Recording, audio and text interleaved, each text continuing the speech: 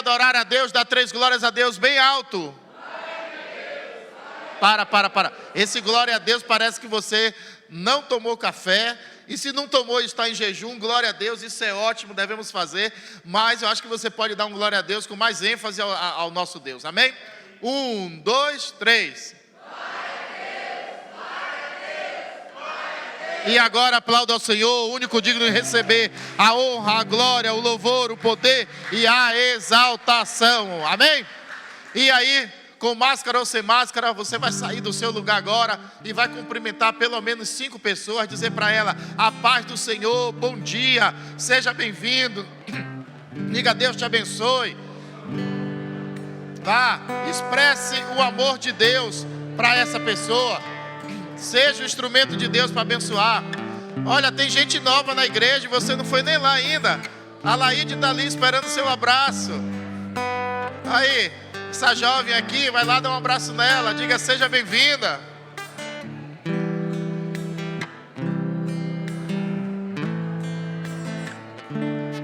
Bom ver cada um de vocês.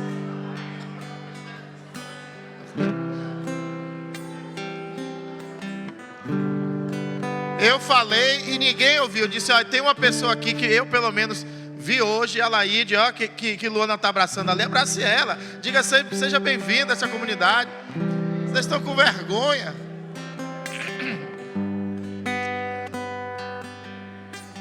Pronto. A irmã Aura também, que já tinha... A última vez que eu vi tem quase 1 ano, hoje apareceu. Está morando lá no interior. Quer dizer, ela mora nos interiores, né? Tem hora que ela vai lá para perto de Sergipe, tem hora que vai para Lagoinhas, né? Não para. Glória a Deus.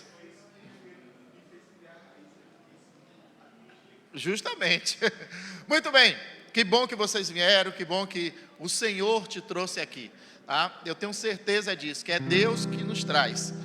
Nós temos o desejo no coração, mas o Espírito Santo é que nos dá força e a gente consegue. Amém? Muito bem. Nós estamos estudando o livro de Efésios, né? Eu acho que estão acompanhando, eu tenho certeza que estão aprendendo bastante. E aos que estão começando hoje, estamos já no capítulo 4. Já estudamos o 1, 2 e o 3. Talvez você diga: mas bispo, eu quero estudar os outros capítulos, como é que eu faço? Tem no YouTube. Você vai lá no nosso canal, CCCO Brotas, no YouTube. E tem lá os capítulos 1, 2 e 3. Deve ter pelo menos creio que uns 10 vídeos sobre esses 3 capítulos. Porque essa carta de Efésios, eu tenho comentado com o pastor Fábio, que tem dividido o estudo comigo. E a gente diz: rapaz, a carta de Efésios está sendo uma surpresa. Eu que já completei 22 anos de evangelho, desses quais a maioria, né, como pastor. Mas te digo, o livro de Efésios tem me ressurpreendido. É muito rico. É tanto que hoje eu creio que eu só consigo pegar 3 versículos de tanta riqueza que tem neste livro. Então você que não assistiu os outros ensinos, procura lá no YouTube, vai ser muito bom. Muito bem, capítulo 4 de Efésios. Nós vamos ler aí do versículo 1 ao 3. Pode ser? Vamos lá. Vou ler aqui na versão de Almeida. Você pode estar com outra aí, ou então que nem o pastor Fábio, com Bíblia Nova aí da versão King James, né? Original do grego e do hebraico. Muito bem, diz assim: rogo-vos, pois, eu, o preso do Senhor, o prisioneiro do Senhor, que andeis como é digno da vocação com que fostes, com toda suportando-vos uns aos outros procurando guardar a unidade do Espírito pelo vínculo. Feche seus olhos por um instante. Meu Deus e meu Pai, nós queremos dizer obrigado. Obrigado por esses 3 versículos que estamos lendo agora. E com certeza, ó Pai, esses 3 versículos, ó Pai, assim como o Senhor é trino, Pai, Filho e Espírito, e causa na nossa vida uma revolução, que esses 3 versículos venham nos impactar esta manhã, venha nos fazer refletir e mudar de direção, venha, ó Pai, a nos alinhar contigo. Pai, muito obrigado porque o Senhor tem nos revelado, o Senhor tem nos ensinado, o Senhor tem nos mostrado algo além do que está simplesmente nessas letras. O Senhor tem mostrado a interpretação do Teu Espírito. Continua nos dando sabedoria e entendimento, para que possamos crescer na Tua graça, no Teu conhecimento, em unidade do Espírito. Em o nome de Jesus. Podeis, por favor, tomar assento? Senta aí com alegria. Espero que você tenha trazido sua caneta, papel, e que risque sua Bíblia, ó. Bíblia, meu irmão, não é... Esqueça aquele tempo de Bíblia como objeto de decoração. A Bíblia é um livro, e um livro de estudo, é um manual de vida. E você deve, sim, riscar, puxar. Aqui mesmo, no domingo passado, o pastor Fábio estava pregando, e eu desenhei uma cruz aqui. Na hora assim veio uma inspiração, quando ele falou a respeito do 4D. Aí no versículo 18, não é minha parte não, mas está lá no YouTube, mas eu vou comentar. Quando o apóstolo Paulo, ele diz: poderdes perfeitamente compreender com os santos qual seja a largura, o comprimento, a altura e a profundidade. E se você que lembra um pouquinho das aulas de geometria, sabe que nós trabalhamos nos 3D, né? 1D, que é a linha reta. 2D, que são as figuras sólidas, quadrados, círculo, né? Não é isso, Bianca? Lembra? E o 3D, que são as figuras tridimensionais, que é o paralelepípedo, a esfera, o cilindro, né? A própria... Eu ia pegar, esse aqui tá forrado. O pão é uma figura 3D, ó. Ele tem largura, né? Ele tem comprimento e ele tem altura. Mas o apóstolo Paulo fala aqui em 4D. E aí eu peguei na hora assim, poxa, legal, 4D, e aí botei as 4 direções. Mas não vou dizer o que eu botei aqui não, que outro dia eu prego sobre isso. É só para você entender como o livro de Efésios é 4. O que é 4D? O 4D é a 4ª dimensão, irmãos, é o espiritual. E só realmente quem acredita em Deus pode viver em 4D. O mundo lança até o cinema 3D, né? Que é chique, é massa. Mas Deus já lançou muito antes o 4D, que você vai viver no corpo, alma e espírito e ser abraçado pelo Espírito de Deus. Amém? Mas deixa eu vir aqui para o que eu vou falar nessa manhã, que é o capítulo 4. Veja bem, o apóstolo Paulo, ele é conhecido no meio teológico como um apóstolo que conseguiu fazer uma interação entre a doutrina e o dever. O apóstolo Paulo, em todas as suas cartas, ele sempre está chamando a atenção para fazer essa interação. E no livro de Efésios, isso aqui é reflexo de ontem à noite, viu? Ainda tem hoje de noite também. O apóstolo Paulo, nos primeiros 3 capítulos, ele fala muito sobre a doutrina. Ele mostrou tudo isso para a gente. E agora, nesses 3 últimos capítulos, capítulo 4, capítulo 5 e capítulo 6, que começamos a estudar, ele vai falar sobre o dever. Você só entende o seu dever se você consegue entender qual é a doutrina de Cristo. E nessa manhã eu vou explicar aqui com bem tranquilidade o que é doutrina, porque isso confunde muito a nossa mente. Nesses capítulos, eu vou só citar aqui, no capítulo 4, de 1 ao 16, o apóstolo Paulo vai falar sobre o dever de andar em unidade. Aí depois dos versículos 17, no versículo 17, ele vai falar sobre o nosso dever de andar em pureza. Depois, ele vai falar ainda no capítulo 5, sobre o dever de andar em harmonia. E é difícil, viu, irmão? E depois, o capítulo 6, que é o último, ele vai falar sobre andar em vitória. E aí todo mundo gosta, é isso aí, temos que andar de vitória. Mas para andar em vitória, antes você tem que andar em harmonia, você tem que andar em unidade, você tem que cumprir alguns deveres para poder alcançar a vitória. Muito bem, Paulo, ele vai começar aqui a nos exortar, a chamar a nossa atenção e fazer vamos dizer assim, trilhar um caminho de como nós verdadeiramente precisamos andar. Qual deve ser a nossa forma de estar na igreja? Qual é a nossa forma de tratar com o irmão? O capítulo 4, não sei se na sua Bíblia tem, mas às vezes traz o título, o meu mesmo está escrito: a unidade da fé. Mas eu queria trocar por o fundamento, né, da unidade. Porque unidade, como tudo na vida, precisa ter um fundamento. E quais são esses fundamentos da unidade? E hoje a gente vai estar falando sobre isso. Paulo, ele se declara, isso também já no capítulo 3, no verso 1, o pastor Fábio ministrou também sobre isso, lá no 3:1, ele diz, por essa causa, eu, Paulo, sou prisioneiro de Jesus por vós os gentios. E aqui no capítulo 4, que nós lemos agora, no versículo 1, diz, rogo-vos, pois eu, o preso do Senhor. Então, para você entender o contexto, Paulo, ele estava preso. Paulo, ele não estava em viagem missionária. Quando ele escreveu essa carta e outras, ele estava preso. Então, Paulo, a gente pode dizer que ele era prisioneiro por duas vertentes. Ele era preso por Cristo e ele era preso por amor a Cristo. Ele foi preso por Cristo, sim, ele foi preso por Cristo porque Roma determinou que todo cristão fosse preso e morto. Então, como ele era um cristão, ele era um seguidor de Cristo, e mais do que um seguidor de Cristo, ele era um propagador do nome de Cristo, ele era um pregador do Evangelho, ele foi preso. Mas ele também, entre aspas, ele escolheu ser preso por Cristo, por amor a Cristo. Porque ele sabia da consequência de ser um cristão. Ele sabia que a qualquer momento ele iria ser preso, mas ele não negou a fé, ele não negou o chamado dele, ele não negou aquilo que Deus colocou no coração dele, desde antes da fundação do mundo, como dizem Efésios. Então, nós precisamos entender isso. Você está disposto a sofrer por amor a Cristo?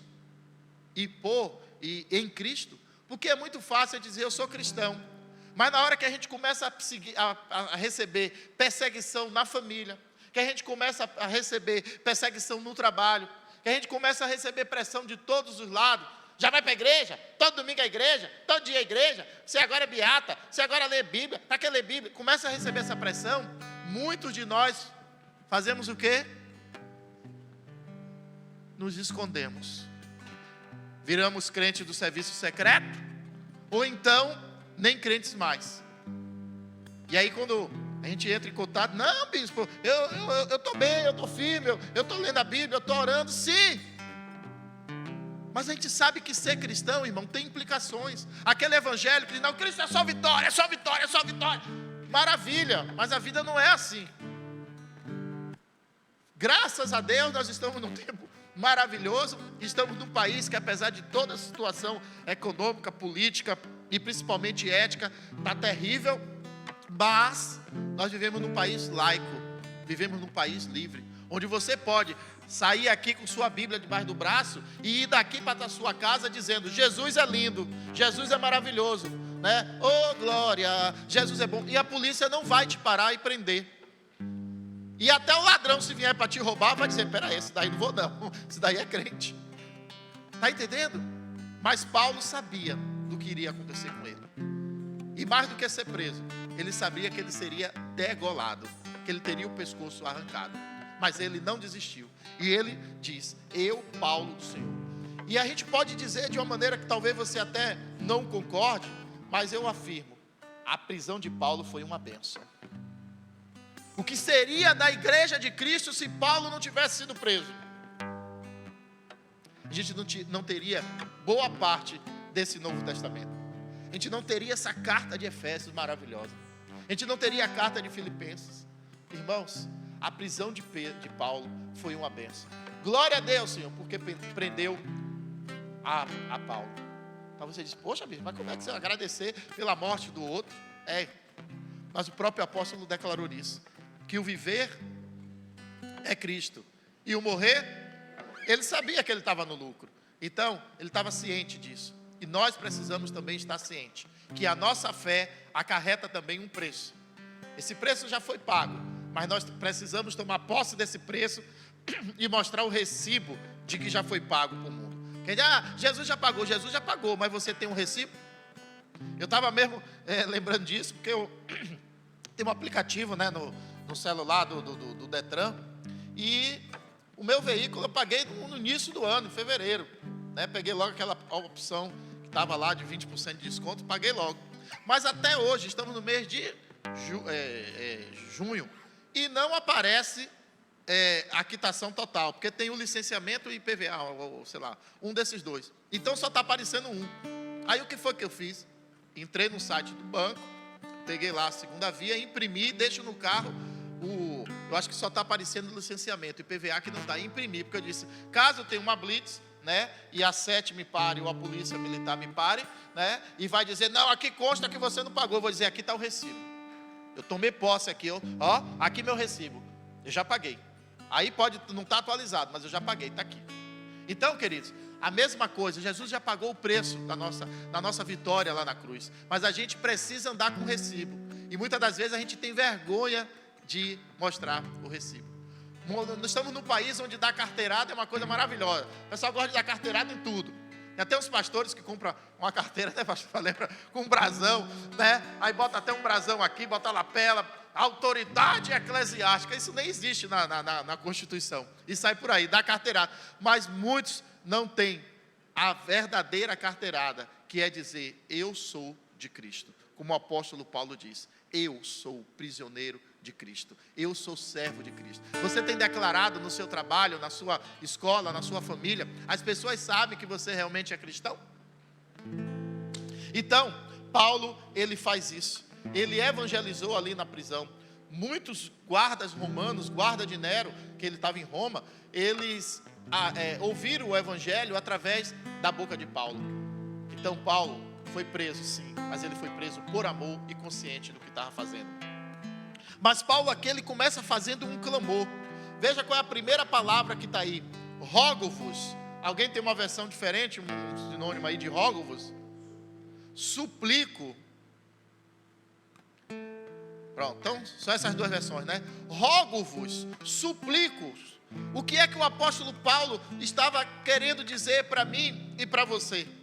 Ele estava dizendo, irmãos, por favor, irmãos, acordem, eu estou te pedindo, eu estou te implorando, eu estou te suplicando, eu estou te rogando, que você precisa o quê? Andar. Andar como? Para trás, para o lado, andar de um pé só, andar de cabeça para baixo. Leiam comigo aí. Que andeis como é digno da vocação com que fostes chamado.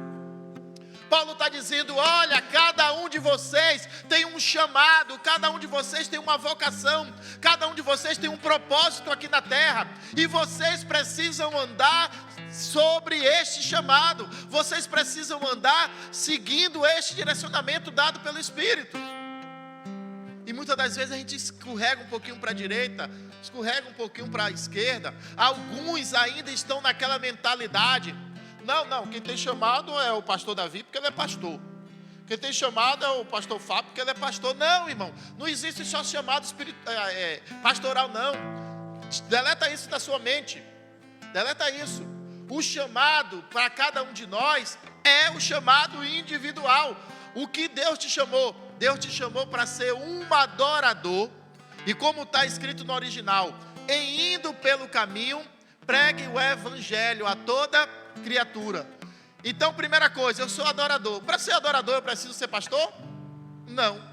Mas Deus me chamou para ser adorador e dona de casa. Deus me chamou para ser adorador e advogado. Deus me chamou para ser adorador e mecânico. Não interessa, aquilo que Deus colocou no seu coração é o chamado que Deus tem para você. Porque se todo mundo for pastor, quem vai pregar lá fora? Quem vai pregar dentro do ônibus? Quem vai pregar na oficina? Quem vai pregar na faculdade? Quem vai pregar na padaria? Quem vai pregar para os seus filhos dentro de casa? Sou eu? Não, não sou. Não tem como eu ser onipresente, não tem como nenhum pastor ser onipresente.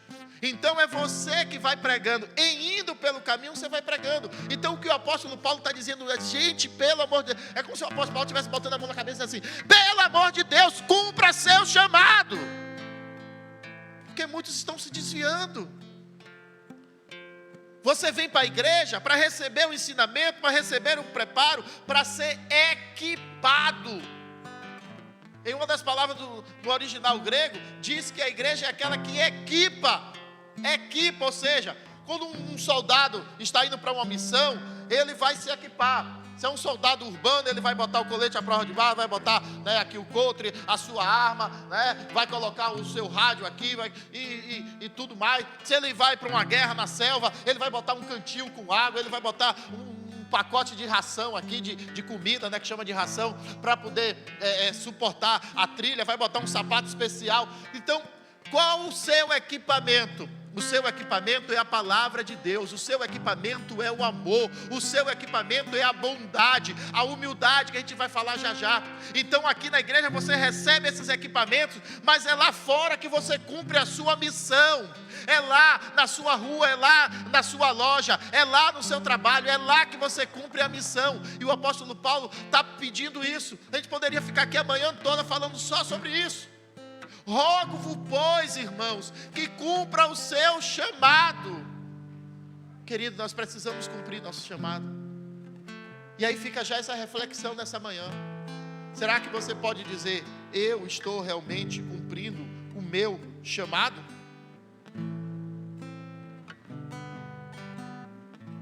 O apóstolo Paulo, ele coloca aqui esse pois, né? Rogo-vos, pois. Esse pois na língua portuguesa é chamado de conjunção. E esse pois ele vai fazer justamente a ligação entre o que vem antes e o que vem depois. E antes ele faz um pedido. E depois ele dá, vamos dizer assim, eu prefiro até dizer assim, ele dá uma ordem. E se um apóstolo está dando uma ordem, essa ordem deve ser o quê? Deve ser o quê? Cumprida. Essa ordem nada mais é do que uma verdadeira doutrina cristã. E agora que eu quero começar a explicar o que é doutrina. Irmãos, eu sei que aqui muitos vieram de igrejas mais tradicionais, bem pentecostais, e tem até o chamado culto de doutrina, normalmente dia de terça-feira em muitas igrejas. Culto de doutrina, é uma bênção. Estou aqui para dizer que não é para a pessoa que frequenta lá, não vá, continue indo. Mas qual é o tipo de doutrina que tem se pregado em muitas igrejas? O pessoal confunde doutrinas humanas, regimento interno, né, estatuto de igreja, com doutrina cristã.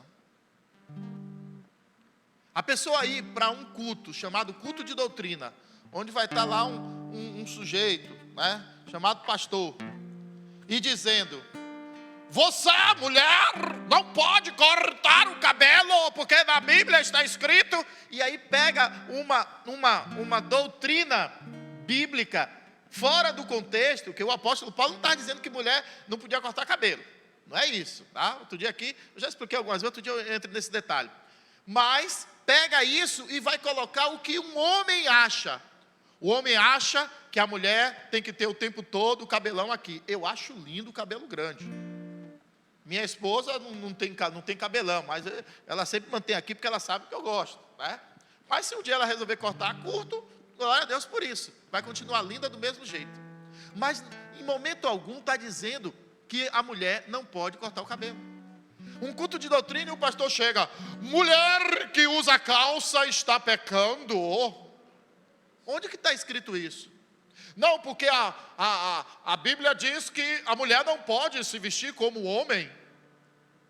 É verdade, a mulher não vai se vestir como homem, senão vai parecer que não é mulher. Mas onde é que está escrito que não pode usar calça? Até porque a calça foi criada no ano de 1800.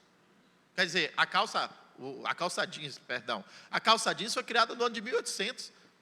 Ontem o pastor Fábio estava até lembrando de uma marca. Eu disse: pastor Fábio, você está revelando sua idade. Ele falando: eu vou comprar uma West Top. West Top, né?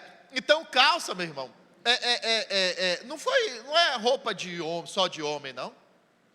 Se fosse assim na época de Jesus usava vestido. Sabe qual a única diferença entre a gente que já teve a oportunidade de ir lá no Oriente Médio, a diferença entre a roupa, né, de um homem e de uma mulher daquela é o véu. Porque a bata, né, vamos chamar de bata, é a mesma do homem e da mulher.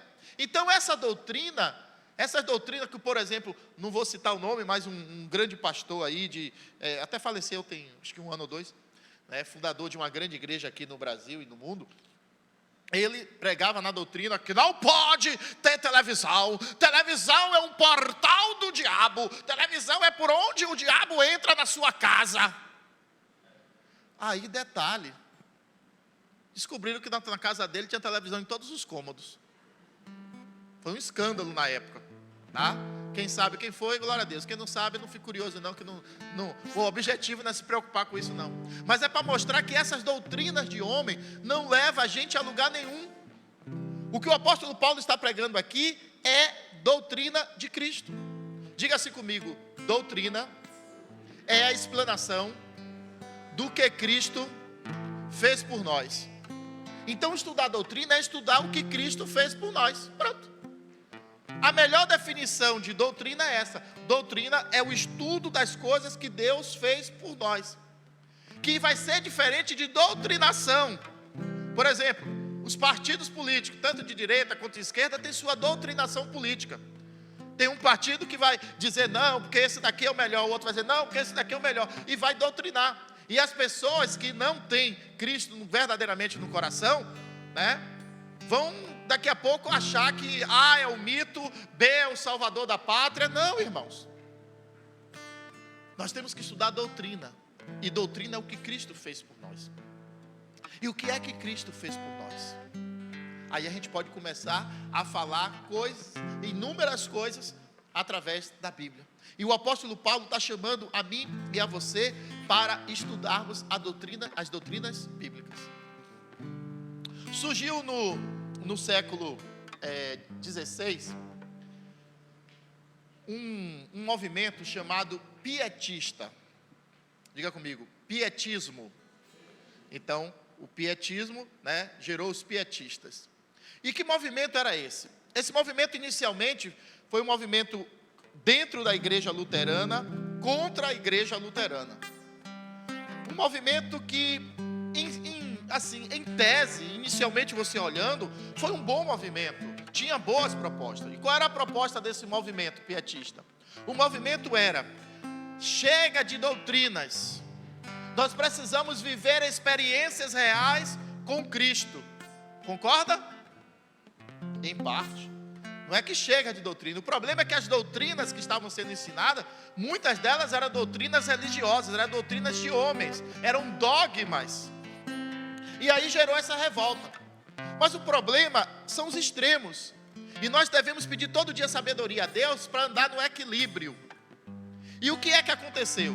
Bom, doutrina demais numa igreja tradicional, mas também a gente não pode ir para outro extremo, que é experiências em demasias que geram misticismo gospel, que é o que nós vemos. Desse movimento pietista foram surgindo vários movimentos, uns mais bravos, outros mais light, até que no ano de 1906, ali nos Estados Unidos, surgiu o movimento pentecostal, que resultou na maior igreja, né, missionária do mundo, pelo menos no meu entendimento e nas estatísticas, que é a Assembleia de Deus. A Assembleia de Deus nasceu em cima de um movimento pietista, ou seja, em buscar, né, experiências com Deus e deixar a doutrina, né, em segundo plano. Depois isso felizmente foi se ajustando, porque quando você fica só no oba-oba, né, quando você só quer experiências, você esquece um pouquinho da palavra. Quando você que anda por aí, você que vai no interior, você vê aquela portinha. Sexta-feira antepassada, que a gente foi lá na casa missionária lá em Paripe, lembra? Aí, rapaz, na parte nova ali, nova de Paripe, que eu digo porque invadiram há pouco tempo, né? Ali em Tubarão, que liga a Estrada da Cocisa. Aí, rapaz, tinha um espaço que, meu Deus, misericórdia, sem exagero nenhum. Irmãos, era isso aqui. Igreja pentecostal, não sei das quantas lá. Mas pense não estou aqui falando mal de igreja pequena não, porque a nossa também é pequena. Mas pense num cafofo, irmão. Nunca fofo, mas cafofo no sentido literal. A parede suja, a porta remendada, né? Ah, mas isso é humildade. Isso não é humildade não, irmão. Um negócio assim, eu não sei se era um depósito, desculpe, não sei se era uma sucata ou se era uma igreja, sem exagero nenhum. Um espacinho assim pequeno, mas um negócio todo sujo. E o pessoal lá gritando, umas 4 pessoas lá gritando. Eu te pergunto, isso realmente tá vivendo a doutrina de Cristo ou está vivendo só experiências espirituais? Isso é misticismo. Isso é ir para a igreja achando que tem que ter caicai o tempo todo, que tem que ter revelação o tempo todo. Tem que ter o que Deus tem naquela manhã, naquela noite, naquele momento. E as maiores experiências com Deus, você não vai encontrar na igreja não. As maiores experiências com Deus, você vai encontrar no seu quarto. É você e Deus, quando Deus fala diretamente com você, para você. Aqui, como eu disse, aqui é para você ser equipado, aqui é para você ser preparado. Mas quer experiência com Deus? Dobre o seu joelho no seu quarto e ore. Venha para a igreja sim, para aprender, para crescer, mas experiência real você vai ter no momento individual com Deus. E aí, esse excesso de pietismo gerou um misticismo. E nós temos que ter cuidado. Nós temos que buscar o equilíbrio. Porque tem uma palavrinha aí ainda no versículo 1. Vamos ler de novo? Rogo-vos, pois, eu, o preso do Senhor, que andeis como é o quê? Como é digno. E a palavra no grego, que o apóstolo Paulo escreveu aí, a palavra digno significa equilíbrio entre vida de Deus e vida individual. Então, quando o apóstolo Paulo está colocando essa palavra aí, como é digno, ele está dizendo, você tem que procurar o equilíbrio entre viver, vamos lembrando daquela balança do tempo do pastor Davi, que tinha 2 pratos, né, que hoje não tem mais.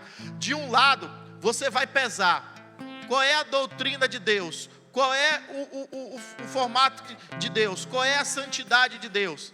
E a gente sabe que é pura.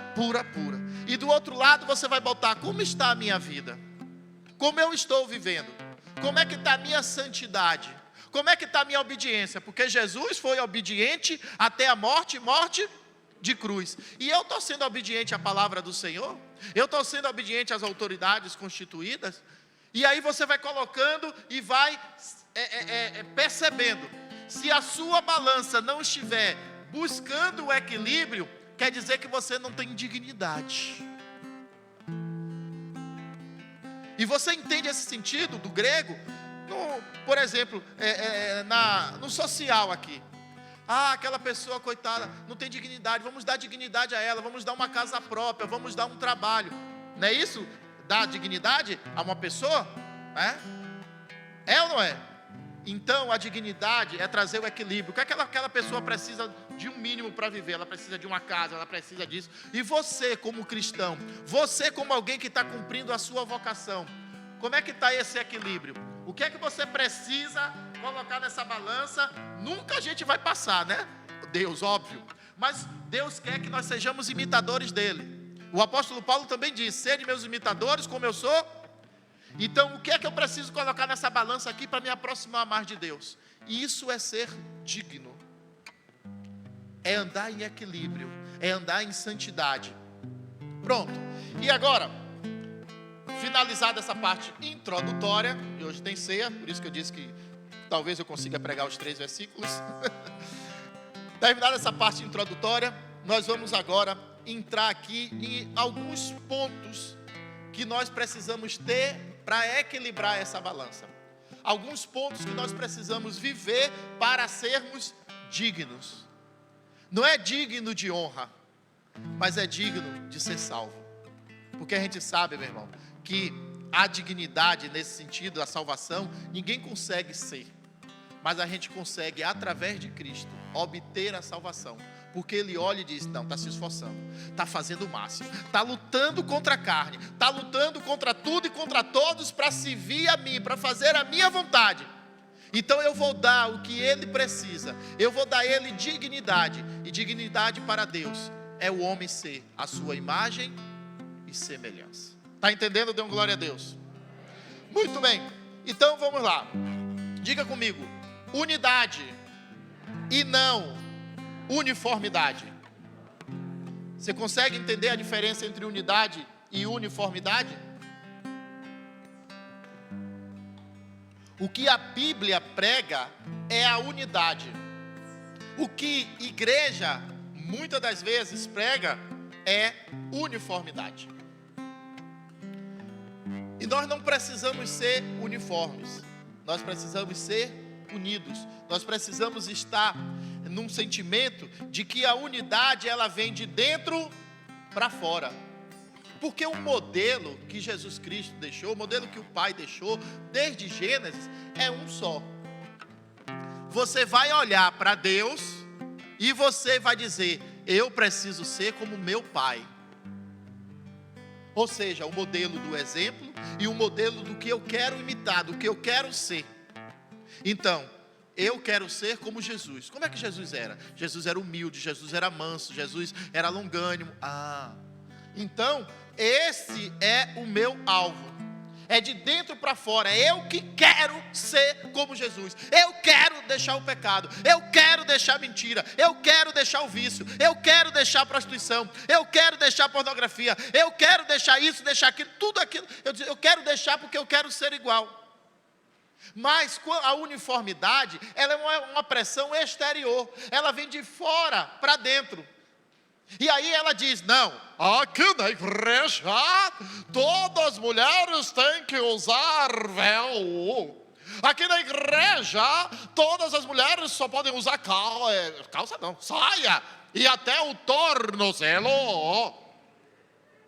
E aí começa a querer uniformizar, trazer uniformidade. E esse pensamento de uniformidade, irmãos, estava lá em Babel. Lembram de Babel, da Torre de Babel? O que é que o pessoal disse lá em Babel? Eia, façamos uma torre, tal. E como é que eles disseram que vamos fazer a torre? Vamos fazer tijolos. Vamos fazer tudo igualzinho. E muitas igrejas estão com esse propósito. Porque quando faz tudo igualzinho, quando você olha, diz: ai, que coisa linda. E aí de Babel, eia, né? Façamos. E aí no final do versículo diz: e coloquemos nosso nome. Coloquemos nosso nome acima dos céus. Qual é o propósito da uniformidade? Que os líderes estejam com o nome lá no ponto mais alto. Que as pessoas olhem e digam: que igreja linda, todo mundo bonitinho.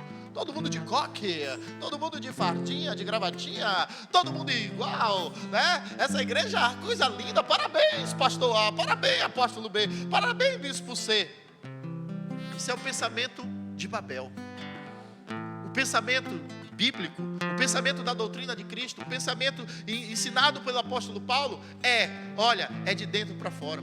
Não importa se você tem um cabelo rasta, não importa se você é careca, não importa se você tem um cabelo pintado de ruivo, não importa se você veio para a igreja de bermuda, de calça ou de paletó e gravata.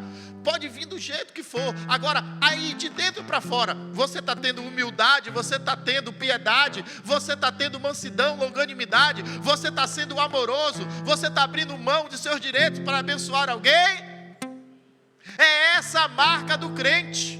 É essa a verdadeira marca do crente que nós precisamos ter, meu irmão. E aí a gente vai entender isso. Na década de 60 surgiu um movimento a nível mundial chamado ecumenismo. Já ouviu falar? Pronto. O ecumenismo, né, ele é muito bonito, porque diz assim: não, vamos trabalhar com o que nos une e não o que nos afasta. Legal, mas beleza, o que é que nos une? O amor de Cristo, beleza, ótimo. Mas na realidade o ecumenismo, ele foi criado pela igreja romana, onde a igreja romana pregava o seguinte: a igreja romana, como igreja máter, como igreja mãe, ela imagine um guarda-chuva, onde ela é que dá a proteção, onde ela é que tem a ligação com o eterno, e todas as demais igrejas vão ficar debaixo desse guarda-chuva. Só que na parte de cima do guarda-chuva tem um líder, PAPA. Entendeu, né, irmão? porque como está sendo gravado, para não ficar dizendo, está falando mal da igreja ABC. Não estou falando mal de igreja, estou falando sobre história, sobre ciência, tá? Então, debaixo daquele guarda-chuva, estariam todas as igrejas, reconhecendo a igreja romana como a igreja mãe, a igreja como que tem o comando. E alguns pastores se dobraram a isso.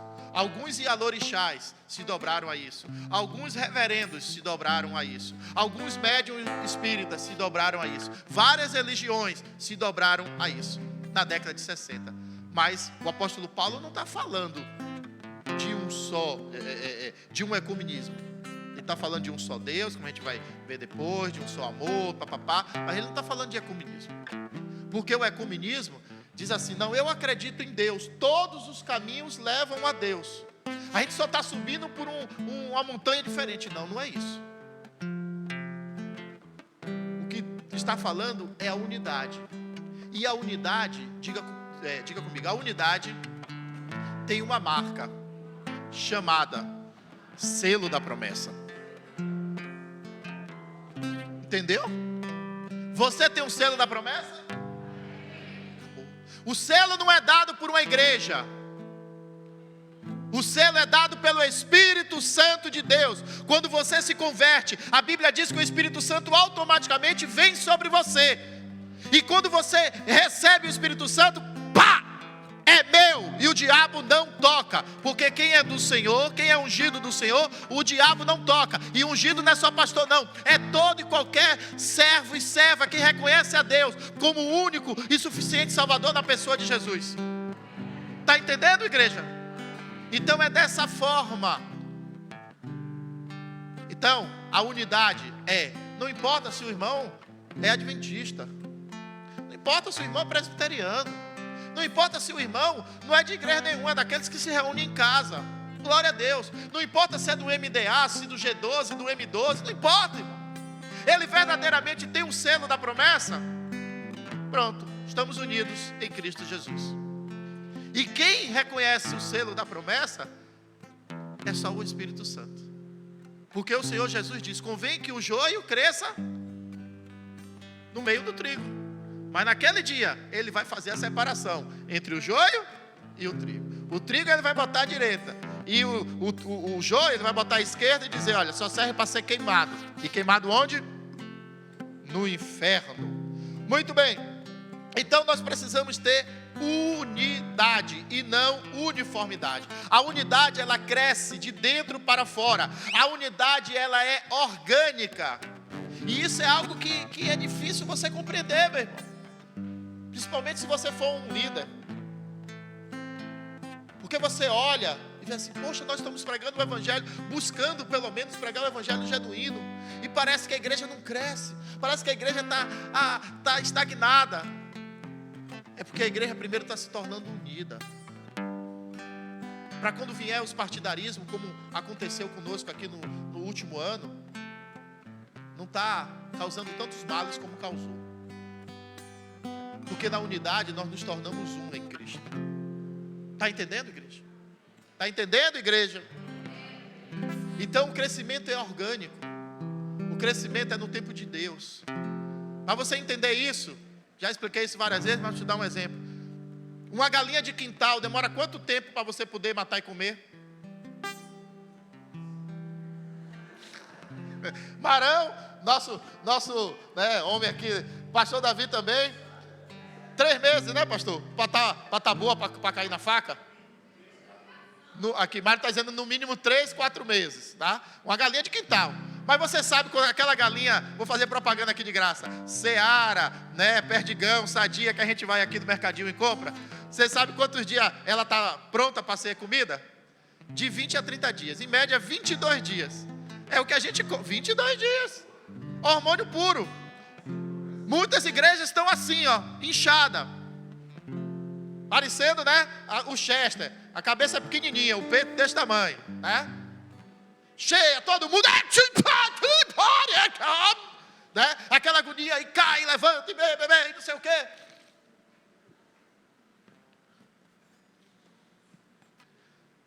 Difícil, né, irmão? Mas, a igreja que está sendo plantada, a gente pegou essa pandemia aí, meu irmão, 2 anos de pandemia, a gente dá glória a Deus que a gente não sucumbiu, porque o negócio foi difícil, viu? Foi muito difícil. Mas o Senhor está dando unidade. E ontem à noite aqui a gente teve uma prova dessa unidade. 7 casais aqui unidos num propósito, saindo daqui de madrugada, jejuando, orando, conseguimos fazer um jantar dos namorados. Eu sou suspeito para falar, né? Mas Giovanni que veio, entrou de última hora, quase não acha vaga. Foi bom, Giovanni? Hein, Giovanni? Foi bom? Foi bom, né? E aquele disse, Mário disse, foi bom demais, né? Foi maravilhoso, irmãos, né? Recebi vários comentários, botei alguns até no grupo. Então foram momentos assim especiais, o que mostra que o crescimento está sendo orgânico, que o crescimento está sendo de dentro para fora. Não é por uniformidade, não é porque você tem que falar igual a mim, você tem que pegar o microfone, né, igual a mim, você tem que falar igual a mim. Não! Você tem que ter o mesmo Espírito, o Espírito de Cristo, em mim e em você. E a gente vai crescendo juntos, na graça e no conhecimento. Muito bem. Deixa eu te dar um exemplo prático. Imagine que um casal se separa, e esse casal tem 3 filhos, e esses filhos também se separam. Esses filhos, né, um termina ficando com raiva do outro, porque um apoiou o pai, outro apoiou a mãe. E esses filhos, alguns até trocam de nome. Vou tirar o sobrenome do meu pai, o outro diz, eu vou tirar o sobrenome da minha mãe. Eu conheço casos reais assim. E aí, depois de um tempo, acontece por uma eventualidade da vida, que esses 3 irmãos estão de frente um para o outro.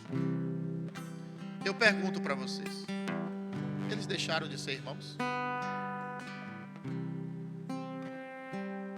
Podem ter nomes diferentes, podem ter pensamentos diferentes, podem morar em países diferentes, mas eles têm o mesmo. Você tem o sangue de Cristo correndo em suas veias? Você tem o sangue de Cristo correndo em suas veias? Então olhe para quem está do seu lado, então você é meu irmão. Glória a Deus, irmão. Nós somos irmãos porque nós temos o mesmo sangue. E não importa onde estamos, onde estaremos, o que importa é que corra desse sangue o DNA do Senhor e Salvador Jesus Cristo. É Ele que nos une, é Ele que morreu na cruz por mim e por você. É Ele que vai nos levar para morar eternamente com Ele, no céu e na terra e em qualquer lugar. Amém? É isso, é isso. É isso que o apóstolo Paulo pregou. Então, os 3 pontos para eu terminar hoje, Jesus. Eu, pelo menos para terminar os 3 versículos, né, irmão? O capítulo é longo, mas qualquer pastor Fábio vai dividindo comigo. Vamos lá. Primeiro ponto que a gente precisa lutar. Lembra que eu comecei falando que nos 3 primeiros capítulos o apóstolo Paulo estava falando sobre o quê? Sobre o quê? Doutrina. E agora ele começa a falar sobre dever. Amém? Doutrina nos 3 primeiros capítulos. E agora no 3 últimos ele vai falar sobre dever. Os engenheiros, não quer deixar para fazer a avaliação da obra aí depois que acabar, não? Senta ali e recebe a palavra, porque senão vocês tiram a atenção. Vamos lá. Então veja, ele agora está falando sobre dever. E eu quero falar aqui sobre alguns deveres que nós precisamos fazer. A partir do versículo 2, leiam comigo. Com toda a... E o que mais? E mais o que? E o último, e o que? Suportando-vos. 4 coisas aqui para a gente encerrar.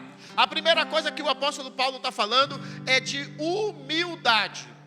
Para você cumprir o seu dever, como o apóstolo diz, rogo-vos, pois, irmãos, que cumpram, que sejam dignos da sua vocação, cumpram para ser digno. A primeira coisa para você ser digno da sua vocação é você ser humilde. Olhe para o seu lado aí e diga assim: você é humilde, irmão? Tem uns irmãos que já gostam de fazer esse tipo de pergunta. Querido, mas a humildade é algo que ganhou força com o cristianismo. Porque Roma, o Império Romano e o Império Grego e os impérios que vieram antes, babilônico, né, e vários outros, todos esses impérios, eles pregavam o que o grego chama de megalopsia. Diga comigo, megalopsia. O que é isso? O que é isso? É dizer, você não tem que ser humilde não, você tem que ser brabo, você tem que impor o seu poder, você tem que impor a sua autoridade. E o cristianismo vem e diz, não, você tem que ser humilde. Você tem que ser servo. Você tem que se abaixar e lavar os pés daqueles que eram para lavar os seus pés. A humildade, meu irmão, é algo muito importante. E nós precisamos entender isso, que a humildade significa colocar Cristo em primeiro lugar. Uma pessoa humilde não é aquela que anda de chinelo furado, de calça social, manga até aqui e vai para a praia, não. Isso não é humildade, não. Humildade não é aquele irmão que fica pedindo sempre na igreja, oh, me dá isso, me dá aquilo, que eu não tenho nada. Isso não é humildade. Isso é falta de dignidade, não no sentido pejorativo, mas que eu expliquei aqui. Ele precisa de algo que coloque ele no mesmo nível dos outros. E isso é papel da igreja também. Não fica esperando o governo, nem A nem B, fazer, não. Mas é colocar Cristo, né, em primeiro lugar. E em segundo lugar, colocar os outros. E aí no terceiro lugar, entra você. Em primeiro lugar, Cristo. Em segundo lugar, os outros. E aí no terceiro lugar, se der, eu lembro de mim. E o mundo pega ao contrário. Primeiro você, porque se você não se dá o valor, irmão, claro que você tem que se dar o valor. Mas o seu valor já veio cunhado. Quando você pega uma moeda, está lá cunhada nela, R$1, 50 centavos, não é isso? Você também já tem o seu valor. E o seu valor foi cunhado na cruz. O seu valor, né, não só as mulheres, mas dos homens também, excede de todos os rubis, diamantes, joias, porque nós fomos comprados pelo sangue de Cristo. E ninguém consegue nos comprar. O diabo não compra ninguém, ele rouba. Ou a pessoa se deixa vender, né, para ele. Mas ele não tem o dinheiro, entre aspas, que Jesus pagou por você lá na cruz. Então humildade é colocar Cristo em primeiro lugar. A humildade, deixa eu ler aqui para ganhar mais tempo. A humildade provém de três coisas. Primeira, ela provém do conhecimento que nós temos de nós mesmos. Ao invés de dizer, não, porque eu primeiro tenho que me amar, o conhecimento de nós mesmos é diferente. É olhar e dizer, Valdinéia, você veio da onde? Você vai voltar para onde? Aí Valdinéia, como mulher que estuda a Bíblia, vai dizer, eu vim do pó, e para lá retornarei. Você tem essa consciência? Esse é o primeiro ponto para sermos humildes. Não sou nada. Ainda ontem de manhã, eu encontrei um irmão, e ele é diácono de um determinado ministério.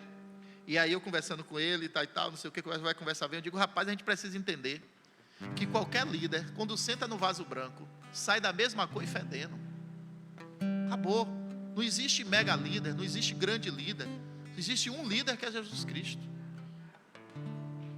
Segunda coisa que você precisa fazer para ter humildade é confrontar a sua vida com a vida de Cristo. Primeiro eu sou pó e para o pó eu retornarei. Mas quando eu comparo minha vida com Cristo, Cristo era 100% Deus, 100% homem, beleza. Mas enquanto ele esteve aqui na forma humana, ele foi santo. Estamos sendo santos como Cristo é santo. Terceira coisa ainda dentro da humildade, nós precisamos ter a consciência que somos criaturas totalmente dependentes de quem? De Deus. Dinheiro da vida, irmão. Dinheiro faz até plástica. Mas na hora que o Covid chegou aí, meu irmão, não adiantou ter dinheiro. Não adiantou estar hospitalizado no hospital de campanha lá na Amazônia, no meio do mato, debaixo de uma lona, ou estar no hospital Sírio-Libanês lá em São Paulo, super chique. Morreu do mesmo jeito. Quando Deus chama, acabou. Eu sou dependente de Deus. E eu quero depender de Deus até para dar um passo. Porque se eu der um passo sem estar na vontade de Deus, eu posso tropeçar, eu posso pisar em falso, eu posso cair, eu posso sentir uma dor, posso sentir uma cãibra, posso quebrar um dedo. Mas quando eu estou no centro da vontade de Deus, meu irmão, tudo vai acontecer segundo a vontade dele. Mas Paulo estava na vontade e foi preso, porque era vontade de Deus ser preso. Se acontecer de eu ficar doente, é porque Deus permitiu. Porque eu e você somos como Jó. Se Deus não permitir, o diabo não pode nos tocar. Você crê nisso? Segunda coisa, que o apóstolo Paulo falou, aí no versículo 2, eu acho que só vai dar para o versículo 2, eu não vou dar nem entrar no 3. É a mansidão. O que é ser manso? Diga assim: manso é aquela pessoa lenta para exigir seus direitos. Confuso, né? Você está dizendo que eu tenho que ser besta, pastor? Não, não é ser besta. Mas, para isso, eu gostaria de ler com você 1 Coríntios 6, 7. 1 Coríntios 6, verso 7 e verso 8. Aí você vai entender a definição que eu dei de mansidão. 1 Coríntios 6, verso 7 e 8 diz assim: na verdade, é já realmente uma falta entre vós terdes demandas uns contra os outros, para que não, ou melhor, por que não sofreis antes a injustiça? Por que não sofreis antes o dano? Mas vós mesmos fazeis a injustiça e fazeis o dano, e isto aos irmãos. Rapaz, que pancada, viu? Rapaz, você está vendo o que é que o apóstolo Paulo está dizendo? Vocês ficam brigando um contra o outro aí. Mas é justo, eu tenho razão, é meu direito. O apóstolo Paulo, cheio da mansidão do Espírito, diz: por que você então não sofre a injustiça? Já que o irmão está te processando, dizendo isso, deixa que ele processe, deixa que ele faça a injustiça. Se defenda dentro do que é normal. Mas não queira, fazer estardalhaço, brigar, até tirar a vida do outro. Sofra o dano. Ah, mas eu vou sair perdendo. Você pode sair ganhando. Porque às vezes você ganha isso, mas você perde uma alma. Você perde uma amizade. Maridos, mulheres, perdem, a oportunidade de estarem juntos. Se não pode mais estar juntos, tudo bem, vamos respeitar. Mas você perde o direito de conversar com aquela pessoa que é o pai dos seus filhos ou a mãe dos seus filhos de uma forma amigável. Porque você se sentiu injustiçado, se sentiu traído, se sentiu humilhado. Não é isso que é ser o manso. Manso é você ser tardio para irar-se, tardio para procurar os seus direitos. É preferir sofrer o dano. Ah, isso está na Bíblia? Abraão chegou, começou a ter problema dele com o sobrinho. O que foi que ele fez? Escolha para onde você quer ir. Quem ficou no dano? Inicialmente Abraão, porque Ló pegou a melhor terra que tinha. Pegou a campina verde, terra fértil. E Abraão pegou o quê? Terra seca, cheia de pedra, cheia de mandacaru. Mas o que é que Deus fez? Quem prosperou? Muito. Quem se tornou um homem mega milionário daquela região? Foi Ló? Foi Abraão. E quem se tornou o pai da fé? Abraão. Quem é referência hoje para o mundo cristão e para o mundo árabe? Abraão. Mas ele foi manso, ele abriu mão. Outra pessoa mansa? Moisés. Moisés foi manso ou não foi? Mas alguém teve experiência como Moisés teve com Deus? Ah, Senhor, 0,5% daquelas experiências. Ele foi manso. Jesus Cristo foi manso? Foi. Chute, broca, murro, capoeira, judô, taekwondo. Você é rei dos judeus? Pá! Catarrada, cusparada. Cruz, ou melhor, coroa de espinhos. Cravos nas mãos, cravos nos pés. Foi manso? Ele poderia ter feito só isso. Anjo, queima tudo aqui ao meu redor. Todos os soldados, todo mundo caía ali, meu irmão. Mas ele foi manso. Ele poderia dizer: eu sou filho de Deus, eu sou Deus, eu tenho direito, eu não vou morrer não. Mas ele foi manso e se humilhou por mim e por você. Dá para entender isso, irmãos? Ah, Jesus. Terceiro, que eu não posso continuar não. Longanimidade. Bom, a palavra longanimidade, uma das traduções é tara redonda. Ó. cara redonda. Ser longânimo é aquela pessoa. Rapaz, aquele cara sempre está de boa. Isso é ser longânimo. Isso é ser longânimo. É ser paciente com as pessoas. É ser tardio para irar-se. Longânimo é uma qualidade que um verdadeiro servo de Deus, que quer andar em dignidade com a sua vocação, tem que ter, como o versículo 2. Diga assim: Senhor, dai-me longanimidade. Longanimidade é um ânimo espichado ao máximo.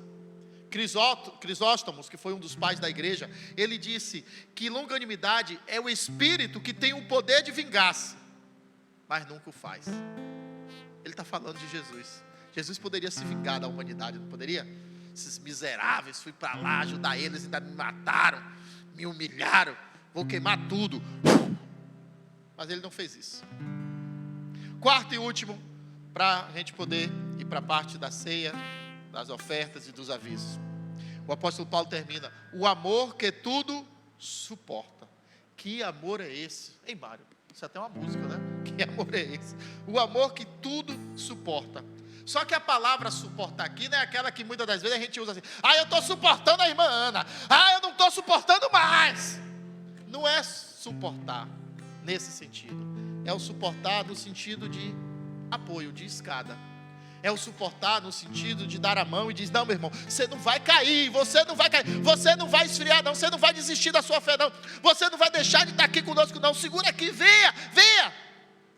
Todo dia a gente manda um degrauzinho, né, dessa escada para a pessoa se apoiar, uma mensagenzinha, né? De vez em quando Deus nos faz um laço e nos pega no meio do caminho. Deus é assim. Diga comigo, eu quero ser suporte e amparo para o irmão. Mas, bispo, eu estou suportando. Mas se você está suportando com um amor fraternal, você não suporta com raiva. Porque às vezes a gente está suportando o irmão, mas dizendo: você não está suportando, você está se irando. Vamos nos colocar em pé. E aí, Marão, já preparou a música que eu já pedi aí? Acabei de pedir. Ritinha sabe? Vamos nos colocar em pé. Vamos cantar essa música. Que amor é esse?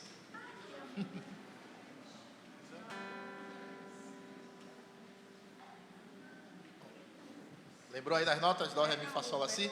Eu vou orando, enquanto eu vou orando, você engrena aí. Feche seus olhos por um instante.